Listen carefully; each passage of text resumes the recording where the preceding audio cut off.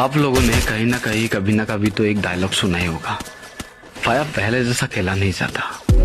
All player का ये common dialogue होता है, लेकिन बात तो ये होता है कि आजकल के बंदे इस बात को मजाक में ले लेता है।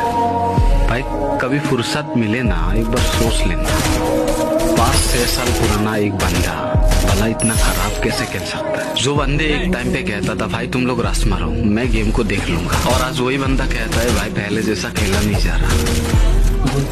भाई बुरा तो तब लगता है ना जब कोई अपना गेमिंग स्किल खो बैठता है, और आजकल के बंदे आके बोलता है अगर दम है तो आजा कस्टम में। ना वो गेम रहा और ना ही वो दोस्त, बस गेम को बुला नहीं पा रहे इसीलिए ऑनलाइन होते हैं। वरना गरीना की हर अपडेट में ऑल प्लेयर की छाती पे लात मारा है। ये तुम लोग समझ नहीं पाओगे, इसका दर्द सिर्फ ऑल प्लेयर ही समझ सकता है।